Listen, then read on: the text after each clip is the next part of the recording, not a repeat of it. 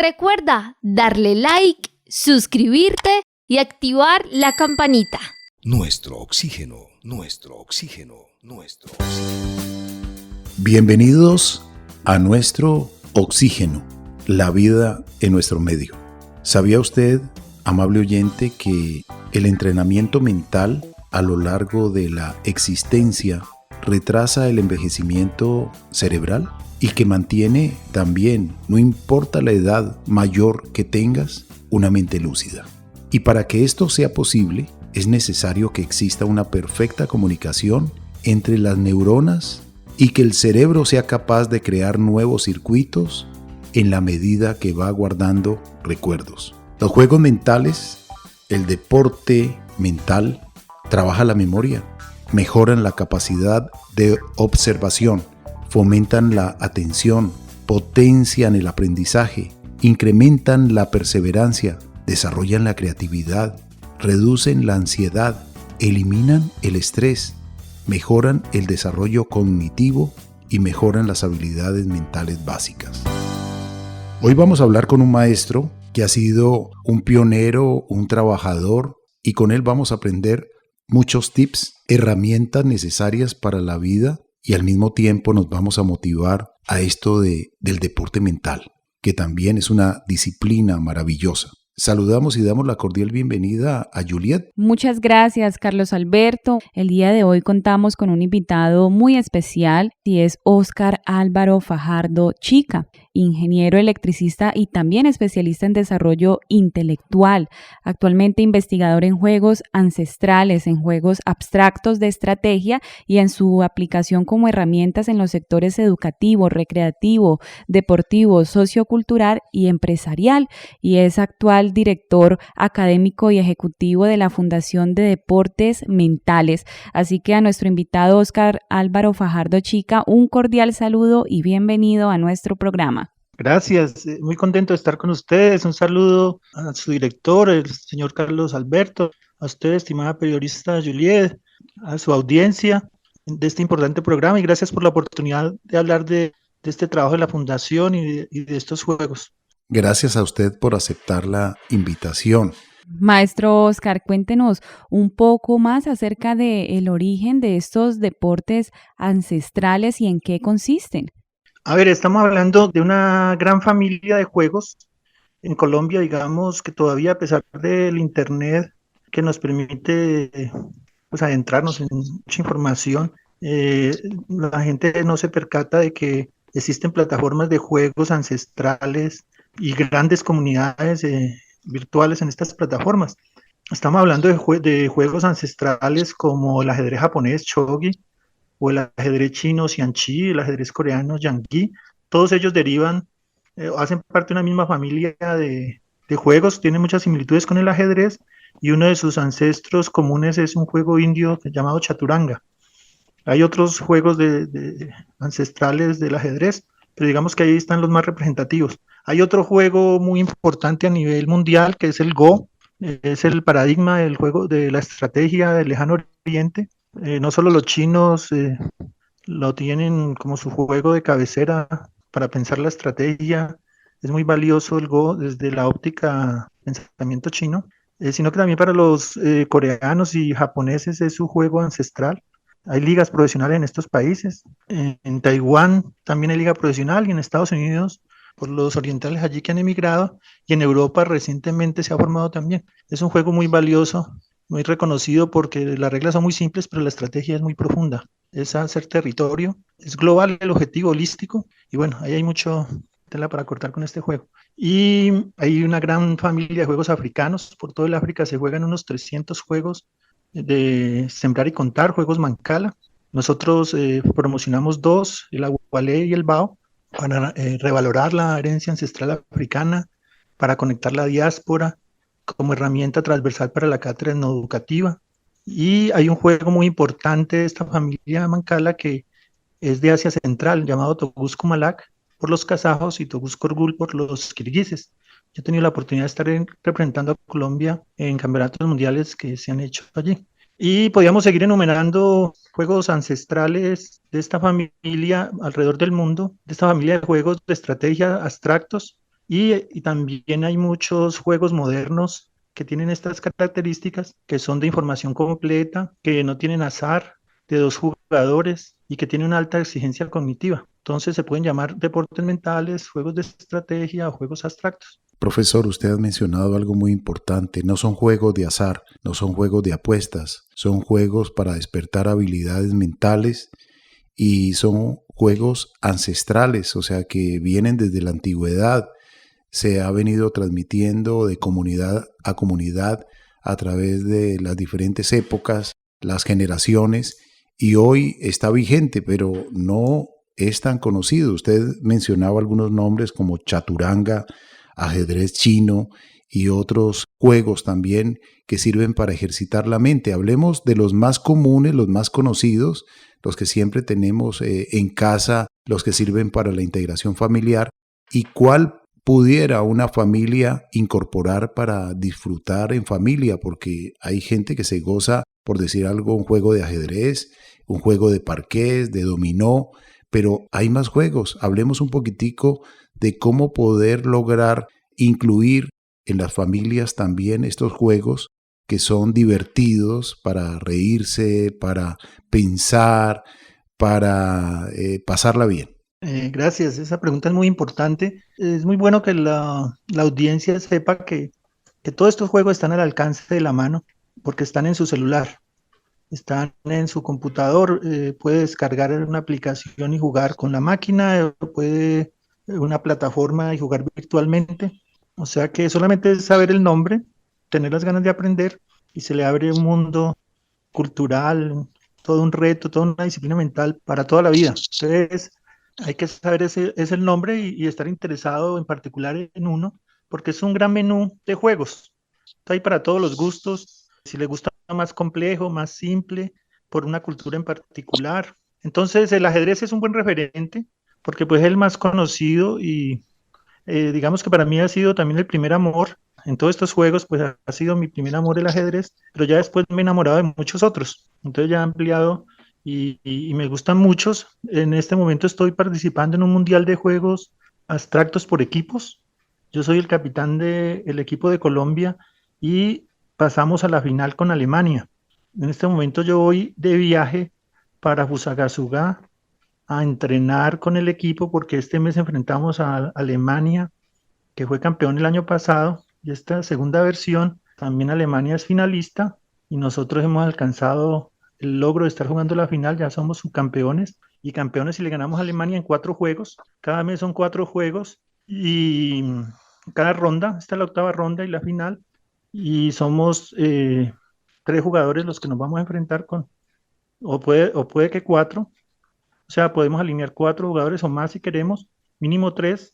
Y bueno, es para nombrarle pues cómo hay, me fui de pronto de su pregunta, pero para contarle pues cómo hay todo un mundo de juegos, hay torneos y demás. Entonces no es fácil saber cómo abordarlo en uno en particular. Pero a ver, hablemos del ajedrez. El ajedrez pues es un juego de estrategia muy interesante que yo creo que muchas personas no se han acercado al ajedrez porque no han tenido una comunidad o una persona que les enseña a superar una barrera, que tiene todo arte y es como esa primera encuentro con y la complejidad de encontrarle el placer, por ejemplo, a tocar un instrumento. Si no tenemos alguien al lado que nos enseñe a superar esa primera escollo, que es enfrentarnos a lo desconocido. Pero una vez superado eso, eh, tiene unas herramientas para estudiar y aprender por su cuenta, se da cuenta de lo maravilloso de una disciplina como el ajedrez, donde el control de las fuerzas de su equipo contra las fuerzas del equipo contrario es todo un reto mental y un placer estético ir descubriendo en el camino todas las posibilidades y retos que nos exige poderle ganar a un contrincante de nuestro propio nivel o un poquito mejor. Son muchos niveles de habilidades y entonces son juegos como el ajedrez que son para toda la vida, ir alcanzando altas competencias. Y así como ese, pues son todos los demás juegos también, más o menos complejos. Hay juegos que se pueden aprender en un minuto como el Hex, HX, donde con solo saber que hay que conectar 2 bordes del hexágono del mismo color, que se van colocando piezas sobre el tablero vacío, ya uno sabe las reglas. Ahora ya lo importante ahí es cómo jugar mejor que el contrario. Entonces el GES es un juego muy complejo y con reglas muy simples que podría, digamos, alguno de los que nos escucha investigar en este momento esa palabra. Coloca juego Hex, HX, le va a aparecer que el creador de eso es el matemático Nash, el famoso matemático de la película Mentes Brillantes, que fue el creador de ese juego como en los años 50. Y se volvió muy popular ese juego en las facultades de matemáticas y es un referente de juegos de conexión y también de la simpleza de la regla y la complejidad de la estrategia. Maestro Oscar, y quisiera que nos cuente cuáles son los beneficios que producen estos juegos y cuál es la importancia de estos juegos ancestrales en el proceso de enseñanza y aprendizaje, y si usted considera que sería importante incluir, por ejemplo, en los colegios estos juegos como un recurso pedagógico. Muchas gracias. El juego del ajedrez y otros a nivel mundial tienen ese reconocimiento de los estados como una valiosa herramienta educativa y son hasta obligatorios o implementados en los colegios a nivel mundial. El ajedrez, ustedes lo saben, en la antigua Unión Soviética la importancia que tenía actualmente en Rusia, en países como Azerbaiyán, en Cuba, en Venezuela, han sido incorporados en la escuela y de los otros juegos del Go, podemos decir, por ejemplo, que en Corea existe carrera universitaria del Baduk, que es el mismo Go, o Wei Chi para los chinos y Go para los japoneses, por eso lo conocemos en Occidente por el Go, porque fueron los japoneses los que lo cultivaron en los últimos 4 siglos a un alto nivel y se conoció en Occidente de una manera más popular después de la Segunda Guerra Mundial de los americanos, de los estadounidenses en Japón. Así fue que se popularizó el nombre. Los japoneses le llaman Igo. Este es un juego muy importante para la educación en estos países y hay muchas investigaciones de cómo el juego del ajedrez y estos juegos transfieren habilidades matemáticas, incluso de lenguaje, a los practicantes. Es que los juegos son un lenguaje en todo el sentido de la palabra, porque uno al aprender está desarrollando una decodificación primaria, como lo hace el que aprende un idioma, aprende a leer, hasta crear poesía, digamos que sería uno de los últimos niveles, o la lectura metatextual, que es tener en cuenta textos anteriores para el texto que estoy leyendo, y en el caso de los juegos, tener en cuenta las partidas que ha jugado la persona con la que estoy jugando, o la apertura en que estamos jugando, saber que hay unos referentes allí externos a la partida que están influyendo en lo que estamos jugando. Entonces, hay toda una gramática, una semántica, una lectura compleja, digamos, de la posición y una proposición que yo hago al hacer la jugada en medio de ese tejido que se está haciendo en la partida. Entonces, tal vez lo principal que desarrollan los juegos, además de la atención, porque los practicantes descubren muy rápidamente que si no están concentrados a lo largo de la partida, que pueden demorar unos 40, 50 movimientos en una partida de torneo, podría ser 2 horas, 3 horas o un poco menos. Si se distrae en cualquier momento y tiene la partida con ventaja, pierde todo lo que había logrado. Entonces, mantener el esfuerzo durante todo ese tiempo para lograr los objetivos, superar una situación de desventaja o lograr concretar una ventaja que se tenga, requiere toda la atención y una cantidad de habilidades que se agrupan en una categoría, en un constructo psicológico que se llama la función ejecutiva. La función ejecutiva tiene muchos componentes, desde la disposición que tengo hacia la tarea, el control de las emociones, el control de la atención, la formación de planes, el mantenimiento del esfuerzo en esos planes, la flexibilidad cognitiva y otros como la metacognición. ¿Cómo es que yo reflexiono sobre mi toma de decisiones, sobre mi propio pensamiento? Es algo que estos juegos posibilitan mucho. Es muy común en las partidas de los torneos y más entre maestros, al finalizar la partida, si el jugador que pierde tiene la humildad de solicitarle a su oponente revisar la partida, hay mucho aprendizaje allí sobre lo que sucedió y en qué momento perdí la partida, y esa reflexión pues hace que se descubran los errores y se aprenda mucho de las derrotas. Entonces, los juegos, digamos, en la parte cognitiva tienen mucho para ofrecer y también en los valores, ¿no? al estar enfrentando y al estar pensando, al estar involucrado el resultado de la partida, cómo manejo la derrota y la victoria, el respeto por el oponente, el respeto a las reglas y demás cosas, elementos que puede propiciar el pedagogo, la maestra, alrededor de estas disciplinas, pues lo hacen una valiosa herramienta también pedagógica para promover valores, actitudes en la escuela y en los clubes que se puedan formar. Maravilloso esto de promover los deportes mentales en los colegios, por los maestros, con sus alumnos. Sabe que los deportes mentales y también la capacidad mental quiere tenerla el ser humano, así llegue a una edad muy, pero muy mayor.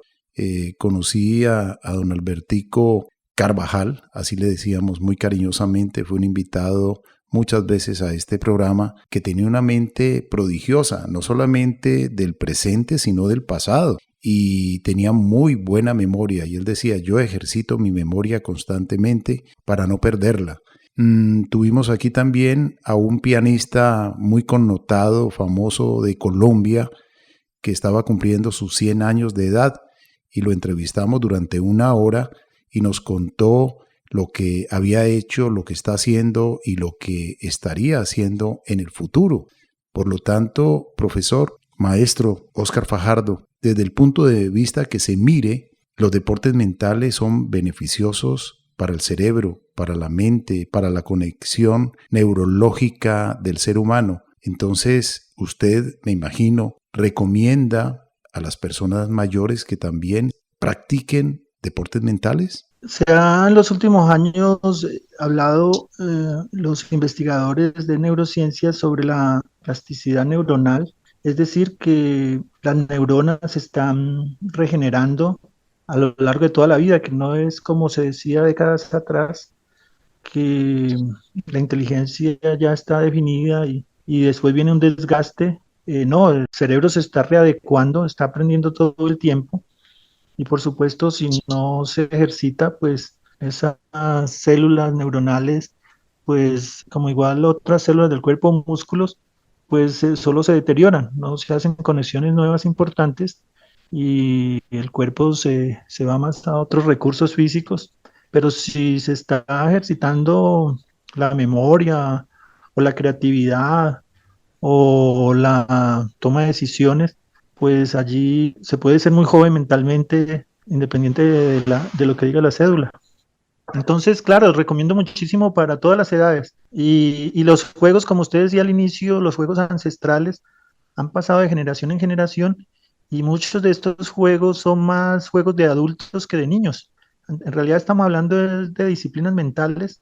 Han pasado de generación en generación es porque los adultos practican estos juegos y los niños ven ese interés de sus mayores y se acercan, aprenden, forman sus propios grupos y terminan adoptando su generación estos juegos y así es que hay la continuidad a lo largo de decenas de generaciones en pueblos africanos, en pueblos asiáticos.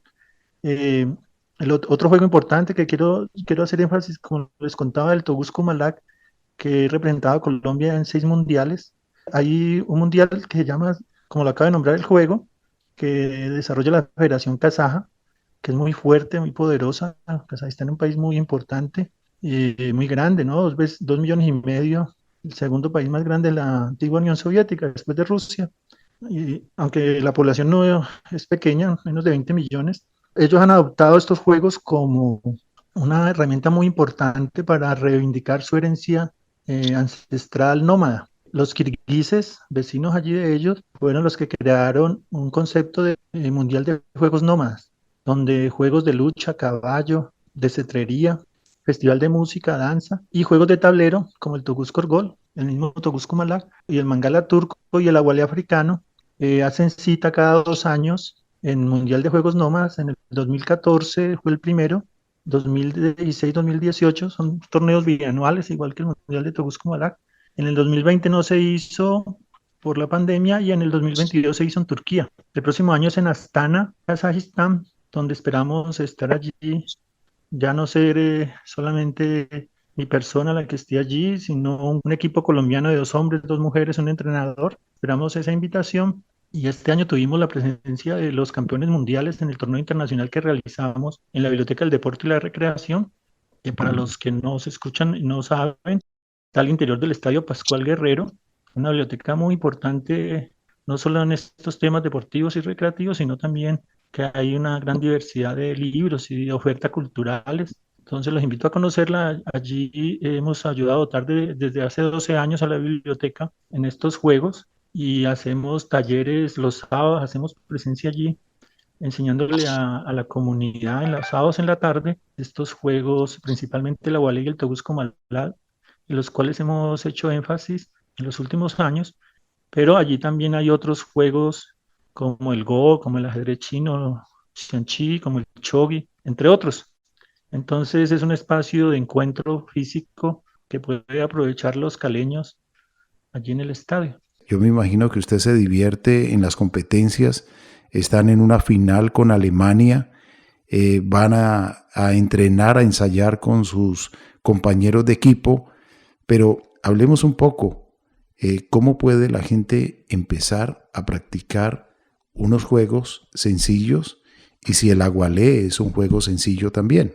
Muchas gracias. Este juego del Agualé es muy importante para nosotros, para Colombia, que no tenemos una tradición en un juego autóctono de tablero de estas características. Los juegos indígenas precolombinos en Colombia, en esta región de nuestros pueblos indígenas, no existe un conocimiento de ellos y si lo hay, serían de juegos muy simples, con dados. Los indígenas precolombinos, la cosmovisión, todos estos juegos obedecen a las cosmovisiones de los pueblos que lo crearon a lo largo de generaciones. Entonces, los más valiosos son el Patoli y en América precolombina, Patoli azteca y el Pulú maya, pero son juegos de dados de carreras como el Parqués. Perdón que me fui ahí, hice un paréntesis para contarle cómo en el caso del Aguale es importante para nosotros porque hace parte de nuestra herencia ancestral, en este caso africana. Nuestra educación ha sido muy eurocentrista y lo indígena y lo afrodescendiente, lo africano, ha sido muy dejado de lado y resulta que hay una valiosa herencia allí africana lúdica. Los africanos son reconocidos por crear herramientas con elementos muy simples. Entonces es muy sorprendente cómo hace cientos y miles de años, con elementos tan simples como hoyos excavados en la tierra y con contadores que se hacen con elementos muy simples, semillas, conchas, guijarros, ya se tiene el juego. Entonces, los oyentes podrían coger un panal de huevos, cortar 2 filas de 6 hoyos y ya tienen un tablero de agualé y tener 48 semillas, 48 frijoles que colocarían 4 semillas en cada hoyo, de 6 hoyos en un lado, da 24 semillas y 24 semillas en la fila del frente, ahí están las 48. Miren ustedes que estamos hablando de contadores donde no se diferencian las piezas o fichas, semillas en color. Todas pueden ser del mismo color o diferente. Lo importante es saber cuántas hay en cada hoyo. Por eso le llamamos genéricamente contadores. Pero en estos juegos se le llama semillas y se le llama sembrar, a tomar las semillas de un hoyo y distribuirlas de una en una en los hoyos siguientes, siguiendo un sentido de giro. En el agualé y en la mayoría de juegos africanos, Mancala es en sentido antihorario, contrario a las manecillas del reloj. Entonces, cada jugador en su turno inicia de un hoyo de su fila más cercana, toma todas las semillas de ese hoyo que ha elegido, queda el hoyo vacío y a partir de ese hoyo, en sentido antihorario, va distribuyendo de una semilla en cada hoyo. No se salta ninguno. Cuando llega al final de la fila, sigue en la fila del oponente y va haciendo un circuito, o sea, un círculo, podemos decirlo también. Donde termina la última semilla es donde puede capturar o cosechar, en el caso del agualé que tiene profunda simbología agrícola, podemos llamarle cosechar a recoger las semillas del último hoyo si cumple dos condiciones: que queden 2 o 3 semillas con la última que sembré. O sea que si el hoyo donde siembro la última tiene una, va a quedar con 2 con la que siembro, o si tiene 2 va a quedar con 3. Y tomo esas semillas y las voy acumulando afuera del tablero. Hay tableros de agualé de madera que tienen un almacén a cada lado. El jugador coloca sus semillas en el almacén o las tiene en la mano. Si no hay almacén, o las va dejando allí afuera al lado de su fila. Y el objetivo del juego es cosechar la mayoría. Si ambos quedan con 24 semillas, la partida termina en empate. Y si se tiene 25, pues ya se tiene la mayoría y se ha ganado el juego. Entonces, esas son las reglas principales: el material, 2 filas de 6 hoyos y 4 semillas en cada hoyo al inicio. La regla de movimiento: tomar todas las semillas y sembrar de una en una en sentido antihorario. Y la regla de captura: capturar en la fila del frente. Siempre iniciamos en la fila más cercana y siempre capturamos en la fila del frente. Y las reglas que faltan son las reglas adicionales, que existe la regla de captura múltiple.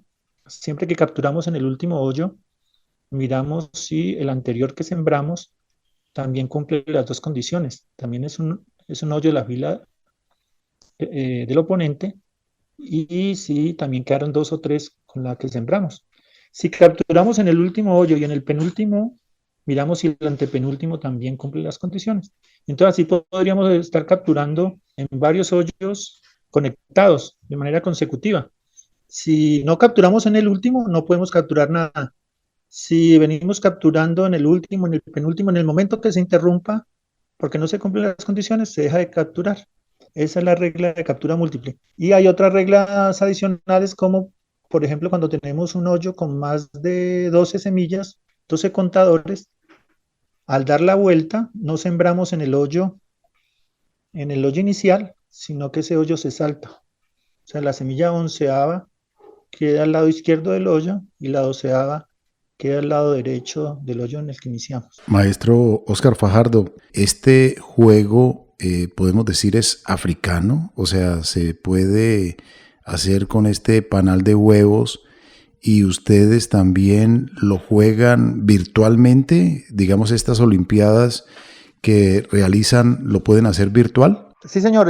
Todos estos juegos de los que hemos hablado en esta entrevista, que les agradezco mucho, son disciplinas mentales que tienen, a pesar de ser ancestrales, son muy modernos, tienen aplicaciones que pueden descargarse en el celular. La persona interesada busca en Play Store, busca Awale, AWALE, o con otros nombres este juego, Oware, OWARE. También se le conoce como Warri, WARRI, y tiene otros nombres porque son diferentes pueblos por toda el África Occidental, Ghana, Nigeria, Benín, Togo, Costa de Marfil, donde diferentes genios lo practican con diferentes lenguas, por eso tiene muchos nombres. Entonces, además de las aplicaciones, hay plataformas para jugar con otras personas conectadas allí. Son plataformas de múltiples juegos como PlayOK, PLAY, Play OK. Esa es una plataforma multijuego donde existe, donde está la Wallet, está el Togo Malá, está el Chog, etc. Hay que colocar el idioma inglés. Si uno se conecta en español, no ve la opción de jugar a Wallet, pero si lo conecta el idioma inglés, ahí le va a aparecer. Y otra plataforma también muy recomendada para jugar a Wallet se llama Play Strategy. Play es jugar o tocar un instrumento en inglés. Play. Y Strategy es de estrategia en inglés. STRAGY. TEGY. Strategy. Play Strategy es una muy valiosa herramienta multijuegos, también muy recomendada para que vean otros juegos. Y bueno, esa es la manera de tener uno en el computador, en el celular, su tablero de juego y practicarlo inclusive tienen tutoriales o ver partidas que ya se han jugado. Estas plataformas y estas aplicaciones tienen, tienen muy valiosos componentes pedagógicos, digamos, o herramientas didácticas. Pues muchas gracias a usted por comentarnos, por indicarnos los beneficios que tienen los juegos mentales, el deporte mental, mejor llamado porque están catalogados como juegos ancestrales, deportes mentales, incluso en muchos Juegos Olímpicos están incluidos. Hablemos un poquitico de eso antes de finalizar el programa. Gracias. Ahí hay que hablar de cómo el Comité Olímpico Internacional ha colocado barreras a muchos juegos para entrar. Los oyentes deben saber cómo el patinaje, por ejemplo, ha tenido esta dificultad de hacer parte de los Juegos de verano, los Juegos principales olímpicos. Lo que han logrado los deportes mentales, se han unido disciplinas muy importantes como el ajedrez, el Go, el bridge, las damas internacionales y el Xianqi.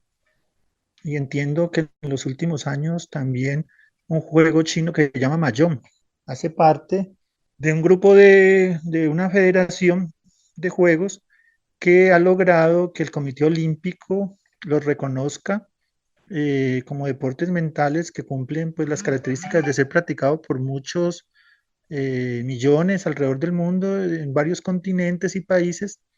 Y lo que se ha hecho a nivel olímpico es, lo primero fue en el 2008, en Beijing o en Pekín, se hizo el primer mundial de deportes mentales, o el primer juego a nivel olímpico, pero se hace no dentro de los Juegos de verano, sino en la misma calendario. Así como los Juegos Paralímpicos se hacen en la misma ciudad, una vez terminados los Juegos principales, generalmente es un mes después de los Juegos Paralímpicos, los deportes mentales en Beijing hicieron algo similar y se hicieron en los Juegos que acabo de decir, en esas 5 disciplinas: Go, ajedrez, damas internacionales, Xianqi.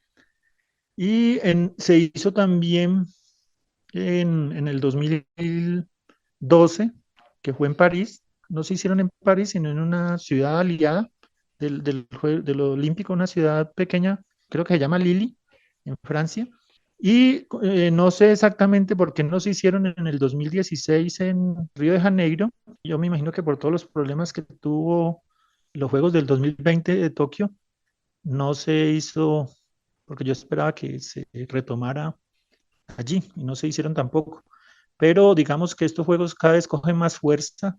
Son los únicos juegos deportes que se pueden practicar por internet, además de los videojuegos, por supuesto. Los juegos mentales, pues están muy vivos y con un gran auge por toda esa virtualidad, toda esa tecnología digital a su servicio. Y van a seguir creciendo, y además por la importancia cada vez más de la mente. También de pronto porque somos cada vez más culturas sedentarias y también por la tecnología y la inteligencia artificial, pero eso nos daría para un programa más sobre cómo la relación de la inteligencia artificial, el pensamiento y los juegos, que un juego como el Go ha sido protagonista, ¿no?, de la inteligencia artificial. En el 2016 la empresa Facebook, a través de su empresa, su startup DeepMind, logró que la máquina le ganara al humano. Como 19 años antes le había ganado una máquina de IBM y había ganado a Kasparov, el campeón mundial de ajedrez. 19 años después se logró, y eso fue un gran avance en la inteligencia artificial, que es lo que se ve este año ya más palpable con ChatGPT. Y el auge de la inteligencia artificial ha sido por esas redes neuronales, que el primer gran logro fue en el Go, un gran reto. Entonces sí, pero me salí de la pregunta, están vivos en los Juegos Olímpicos, pero ustedes saben que ellos le colocan muchos límites, son 10.500 deportistas que han colocado como límite en los Juegos, y casi siempre para que entre un nuevo deporte sale otro. Entonces, Entiendo que cada vez le han dado más poder al anfitrión, al país anfitrión, para tomar decisiones sobre esos juegos. Y bueno, puede ser que cambie la política, pero hasta ahora es eso de que se han agrupado los principales deportes mentales y tienen un espacio como grupo de juegos en el marco de los Olímpicos, posterior a los Juegos de verano. Maestro Óscar Fajardo, muchas gracias por acompañarnos hoy en el programa. Usted como director de deportes mentales y como un pionero en toda esta disciplina. Felicitaciones, siga adelante y gracias por esta labor que está haciendo de difundir estos juegos ancestrales que son poderosos para la mente. Profesor, muchas gracias. Muchas gracias, estimado periodista Carlos Alberto, a la periodista Julieta. Felicitaciones por este programa. Ustedes también hacen una gran labor con esta divulgación y con los programas que ustedes realizan, sensibilizar a la audiencia de Colombia y del mundo alrededor de las culturas, de valores culturales no es sencillo y crear audiencia alrededor del arte, de la cultura, es algo muy valioso. Para nosotros ha sido una gran oportunidad. Esperamos que este espacio nos genere amigos y encuentros. Yo sé que así será y soy yo el que estoy muy agradecido por esta oportunidad. Muchas gracias a usted, lo mejor de lo mejor. Y también para usted, Juliet, muchas gracias. Muchísimas gracias, Carlos Alberto, a todos nuestros amigos y oyentes que estuvieron conectados con nosotros, a nuestro invitado Óscar Fajardo.